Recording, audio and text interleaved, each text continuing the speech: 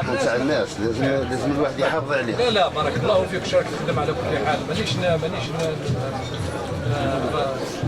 راكم تستاهلوا منكم كل التشجيعات، مانيش نفشل فيكم، ولكن عندما الامور تتعلق بالصحه تاع بنادم لازم تاخذوا الحذر المطلوب، لان في بلادكم راهي كاين مؤسسات، كاين مؤسسات اللي عندها دي لابوراتوار تاع التحاليل اللي يقدروا يعطيوكم ولو راي تاع الشيء اللي راك انت تكون على راحتك واللي يجي يشري عليك تكون على راحتك. هكذا الحمد لله جاوني ناس من فرنسا كما هذا السنه. شوف يقدروا يجيوك من فرنسا، يقدروا يجيوك مبدئيا راني نقول لك عندما الامر يتعلق بالصحه تاع بنادم ردوا بالكم، والدوله راهي موجوده، كاين مؤسسات اللي تقدر تاثر عمليات كيما هذو، لازمكم تتصلوا بهم باش انت كي تخدم على راحتك. عندك ادويه مخذوبه من العشب، معليش الا كاين موافقه نتاع المؤسسات المعنيه معليش تكون على راحتك، واللي يجي يشري عليك يكون على راحتك. بارك الله فيك. لو مونتينا في بسكرة دوبوي 2009 وين عطانا النتائج هذو، وين كان الرب والعسل والتمر كان ينتج اقتصاد منزلي. اليوم الحمد لله راه يسوق وسي لا بروميير اونتربريز، لارتيزان سي لا بروميير اونتربريز. هذه تقدر تكون دي زونتربريز اندستريال دو ترانسفورماسيون. حقنا النقطة الانتقالية باه نقدروا حتى نصدروا، حقنا سي بون ان شاء الله. بارك الله فيكم، مرحبا بكم. شوكية مرار كان ولاية بنسان. وش هي الخصوصيات تاعها؟ والله ما عنديش معلومة أوفيس. مرار جاية من كلمة مر. لا وعشبة شوكية. بالك فيها أقل سكر ولا؟ تقريبا ذوقوك. لا مش مسألة معليش، اسكو ديروا تحاليل المنتوج تاعكم باش تعرفوا شي لابوراتوار في أجيب الرقيق. تابع لي أنا تابع لي أنا تابع لي أنا دين راه. This is also with sugar, yes? No, without sugar. Without sugar. It's really sweet. Yeah, look at The honey is sweet. yes.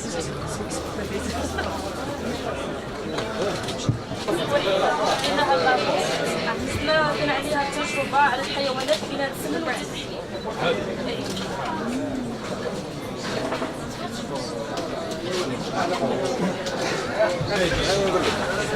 السلام عليكم. ثلاثين مرتبة خشبية. هذه كل من الحطب. من الحطب. وهذه مغسولة من التراث تاع المنطقة. أنا أخذتهم على شكل مجسم مصغر. كنزات هذه؟ جعفرة.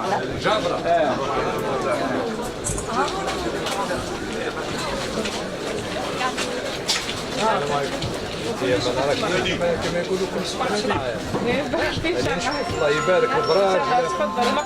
So those, as you see here, so those are the cakes made of dates dough. Okay, they are generally considered as traditional cakes. So they are served in wedding parties. Especially this one is called in our language plage. It's served in spring season. So it's kind of celebration of becoming with milk, mainly. With milk. Yes, ferment milk. Yes. Yeah, for the Kamit. It's generally our tradition to celebrate this Kamit season. Okay. Yes. And with the peas too. Okay. They are based only on the dates dough. They are all considered as the traditional meals and the cakes. It's really good. Good, yeah. Okay. That's it. Mainly everything is based on dates. It's good for the health. Okay, in addition to the cakes. So we can extract a lot of things from these dates. Calories, two proteins, vitamins that you may need for daily activities.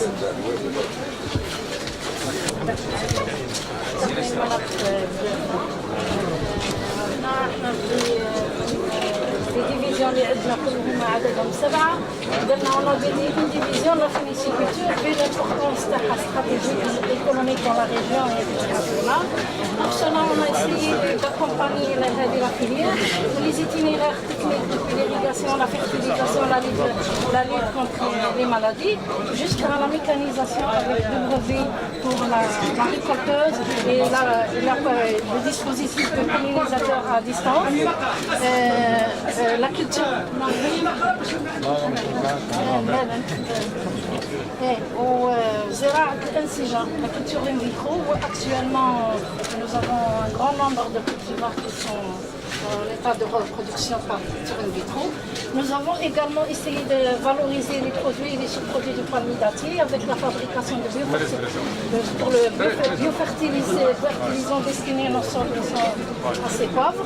En même temps pour l'alimentation du bétail, fabrication de petits ruminants comme les ovins.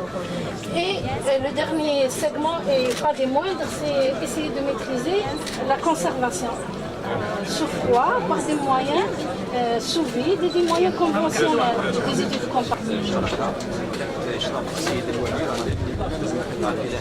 علاقه يعني وطيده مع الجامعه مع مؤسسات البحث العلمي.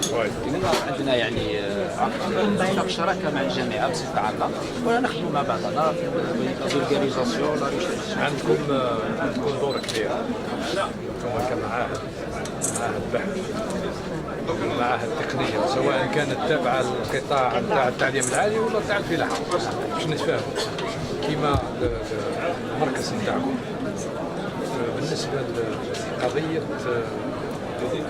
المتعلقه بكل ما هو منتوج مشتق من التمر لي سو برودوي دو لا عندكم دور باش دور علمي وعندكم دور محوري فيما يخص تعطيهم يعني المعلومه بالنسبه للمستثمرين اللي يحبوا يجيو للميدان، لان المستثمر اللي يجي يكون عنده معطيات علميه فيما يخص اي منتوج اللي مشتق من التمر رايح يدخل بثقه، يكون عنده ضمانات علميه رايح يدخل في الاستثمار وهو مرتاح. اذا عندكم دور محوري لابد من تكون فيه ديمومه هذا الدور هذا، ويكون تنسيق مع التدارس كذلك كل ما هو له علاقه مع البحث العلمي مهما كان. من حسن الحظ ثاني الجامعه dernière performance, où on peut appuyer ou assister et faire le suivi, des projets pour les jeunes dans leur domaine. C'est le mesure, par exemple, les produits des terroirs, où ça c'est quelque chose qui nous tient à cœur, ça c'est une date à 200 km de Timon. Elle est conservée depuis 24 mois. وهذه c'est une date qui fait 3,66 personnellement je travaille عليها 3,66 la date de l'automne. Même sur les caractéristiques de le poids, c'est-à-dire une date هذه تقربوش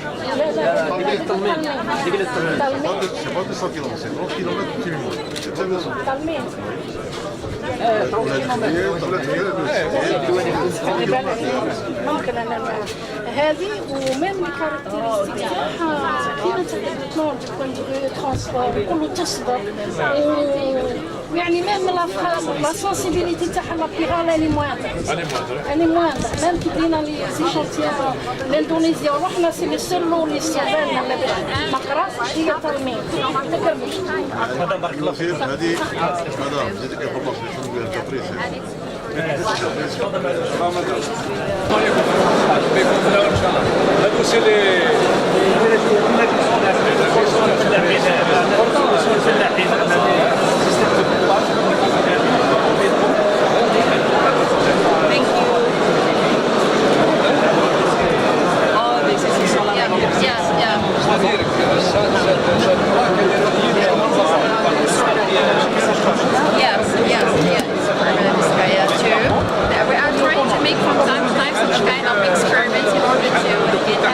productivity and the industrial movement.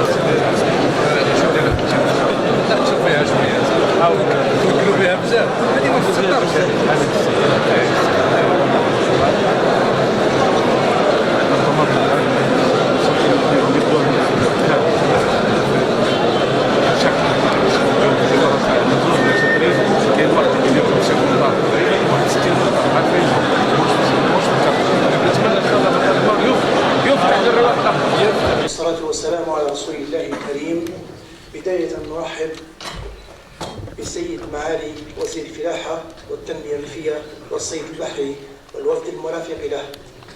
نرحب بكل السادة الدبلوماسيين، السفراء، أعضاء السلك الدبلوماسي. نرحب بكل الحضور كل باسمه وصفته.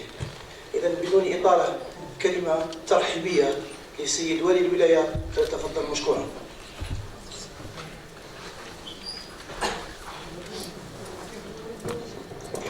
بسم الله الرحمن الرحيم، والصلاة والسلام على النبي الكريم. السيدات والسادة الأكارم، سلام الله عليكم. بداية جد سعيد باستقبال وإياكم السيد معالي وزير الفلاحة والتنمية الريفية والصيد البحري وكل وفد المرافق له، وهذا للافتتاح الرسمي للصالون الدولي في طبعته الثانية. كما أشكر في ذات السياق كل الضيوف الذين جاءونا من داخل الوطن وخارج الوطن، وخاصة السلك الدبلوماسي الذي شرفنا بحضوره. شكر موصول كذلك لكل الضيوف اللي حضروا معنا من داخل أو خارج الوطن، من رجال أعمال جزائريين وخارجيين. باسم سكان ولاية بسكرة نرحب بكم جميعا ونشكركم على تلبية دعوة الحضور. إن شاء الله تكون عندنا صالون العام المقبل إن شاء الله يكون منظم أحسن وأحسن. فشكرا للجميع وبارك الله فيكم.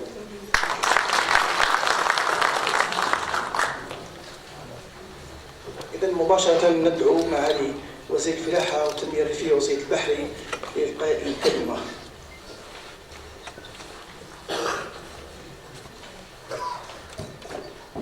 بسم الله، الحمد لله، والصلاة والسلام على رسول الله. السيد الوالي المحترم،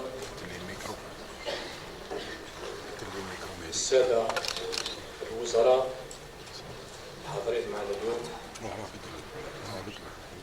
السيد رئيس المجلس الشعبي الولايي بمدينة بسكرة،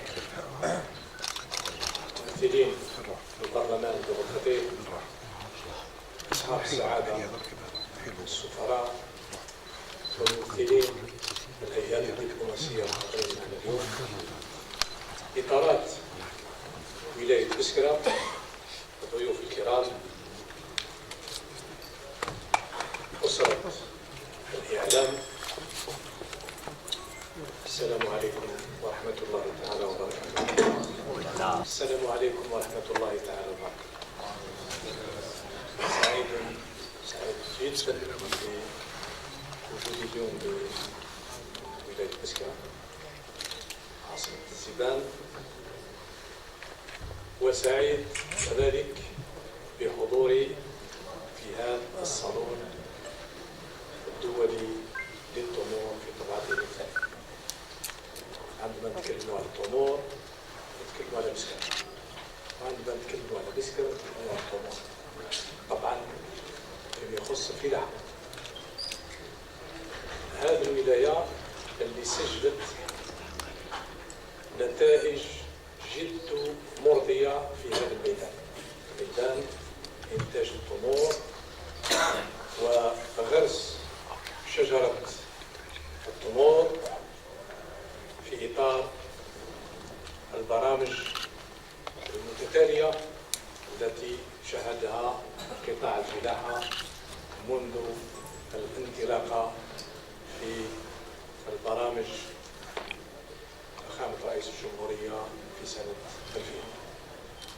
اليوم الولاية تزخر بقدرات عالية وإنتاج اللي خلى الجزائر تكون ما بين البلدان المنتجة للتمور قوة في هذه المنطقة، أي منطقة إنتاج التمور. تقريبا 18 مليون نخلة تم الغرس تاعها في إطار برامج فخامة رئيس الجمهورية منذ سنة 2021. اليوم الإنتاج تاع التمور يفوق 4 ملايين و200 ولا 4 ملايين و300 طن، منها تقريبا 500,000 480,000 هالي الإنتاج تاع دقل النور، وهو المنتج المنتوج الرمز بالنسبة لمنطقة بيسكرا وبالنسبة للجزائر ككل، لأننا نفتخر بهذا المنتوج اللي هو مطلوب كثيرا في الأسواق الدولية. المنتجون بالنسبة لهذا نتكلم عن التمور اللي إذا تكلمنا عن الفلاحة في بيسكرا عندنا ما نهضروا عليه، لكن خلينا نركز على التمور. في هذا 15 سنة اللي فاتت أو 17 سنة اللي فاتت الإنتاج أكثر من الضعف، واليوم الكميات الموجودة تغطي السوق الوطنية والاحتياجات الوطنية، ولا بد من فتح أسواق خارجية باش يكون المنتوج نتاعنا موجود على مستوى هذه الأسواق، سواء كانت في أوروبا أو في آسيا أو في البلدان العربية أو حتى في أمريكا الجنوبية. في اليوم هذا المنتوج راهو ماشي وبدأ يدخل هذه الأسواق بفضل المصدرين الجزائريين اللي بداوا ينشطوا في هذا الميدان. وكلنا نعرف أن التصدير ليس الإنتاج، والتصدير ليس التعليم إلى غيره، هي مهنة لابد نتحكم فيها بحكمة وبمهنية كبيرة باش نفرض رواحنا في السوق الدولية. كل الجهود راهي منصبة في هذا الاتجاه من طرف الدولة باش نأطروا هذه العمليات ونحاول بقدر الإمكان باش نعاونوا كل الإخوة اللي ينشطوا في هذا الميدان باش يفرضوا هذا المنتوج ومنتوجات أخرى اللي اليوم شاهدناها وشاهدتوها كلكم على مستوى هذا الصالون، وهي المنتوجات المشتقة من التمور وما أكثرها لأن بزاف الناس يظنوا أن التمر هذه منتوج نهائي يمشي للاستهلاك فقط، لكن لكي يعلم الجميع وراكم شفتوا اليوم أمامكم كل الجهود اللي راهي يقوم بها الإخوة المحولين لهذه المادة الشريفة. فشاهدنا الناس اللي راهي اليوم راح تنطلق في إنتاج السكر انطلاقا من التمر، وتعرفوا أن أمريكا تستورد السكر. فيه ناس راه كي ينتجوا في مادة الخل من هذا التمر، وراهي الكميات بدات تاخذ حجم لا باس بها. في تحويلات من التمر فيما يخص كل ما هو يتعلق بالحلويات الى غيره، حتى العسل، وراكم شاهدتوا هذا المنتوج موجود. فيه كذلك منتوج العسل انطلاقا من التمر، فيه كذلك حتى منتوج القهوه انطلاقا من العلف تاع التمر، يدير النويو تاع التمر راهم يخدموا به. فهذه هذا منتوج مذكور في القرآن الكريم، وهذا منتوج كالشجرة اللي تمثل الانتوج على كل حال مباركة، حاجة ما تضطر لها، كل شيء قابل للتحويل. فهنيئا لمدينة بسكرة بهذا الثروة هذه اللي هي على كل حال ثروة لكل الجزائريين. وهنيئا لبسكرة اللي انطلقت في التنمية الفلاحية منذ التسعينات، واليوم تزدخر هذه المدينة بنتائج أكثر من مرضية، وخاصة في البيوت البلاستيكية. إذن كل ما هو متعلق بإنتاج الخضروات.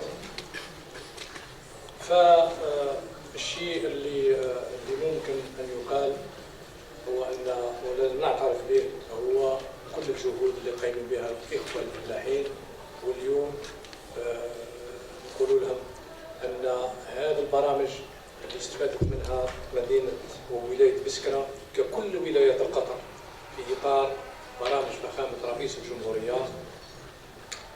إن شاء الله تزيد تعرف نمو أكثر وتأطير أكثر، والدولة موجودة كذلك بقوة في هذا الميدان، في ميدان التأطير.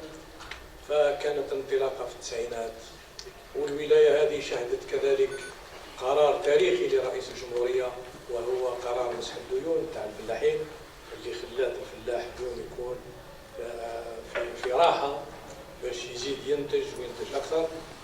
فكل هذه النتائج نقول لكم هنيئا لكم وشكرا جزيلا على كل ما تقوم به هذه الولاية والفلاحين معها والمحولين والمصدرين. والسلام عليكم ورحمة الله وبركاته. سيادة الوزير، أنتم قلتم حسب نطاق التلفزيون الجزائري، أنتم قلتم في تدخلكم بأن هناك تحديات حقيقية بالنسبة لعملية التصدير، وذكرتم أرقام عملية الإنتاج هذه السنة اللي وصلت حوالي 4.5 مليون وحوالي 500 ألف من دولة نور. هل هناك توقعات فيما يتعلق بعملية التصدير خارج نطاق المحروقات خاصة هذه المادة؟ هل هناك توقعات، وهل هناك بودنا استراتيجية واضحة فيما يتعلق بهذه العملية؟ شكرا. شكرا جزيلا. بالنسبة لتصدير التمور، هذه المادة، هذا المنتوج هذا هو المنتوج الأول اللي هو المنتوج الأول اللي انطلقت فيه الجزائر خارج المحروقات بالنسبة للتصدير. هذه ماهيش عملية بدأت عندها سنة أو سنتين، لكن الكميات اللي تم تصديرها خلال السنوات اللي مضت كميات صغيرة، كميات صغيرة إذا نظرنا لحجم المنتوج بصفة عامة. وعرفت شوية مشاكل بالنسبة للظروف اللي لازم تكون تم فيها هذا التصدير. الجهد اليوم أو الجهود اليوم منصبة من طرف الإخوة المتعاملين الاقتصاديين باش تهيئ هذا الظروف، لأن تعرف التصدير يخضع لشروط باش تكون قبولية بالنسبة للمنتوج، سواء كان تمر أو منتوج آخر، وخاصة المنتوج الفلاحي اللي بين قوسين دينا نشرعوا في التصدير انطلاقا من مدينة تسكرة حتى في الخضروات. هذا بين قوسين ونرجع لك الأكثر.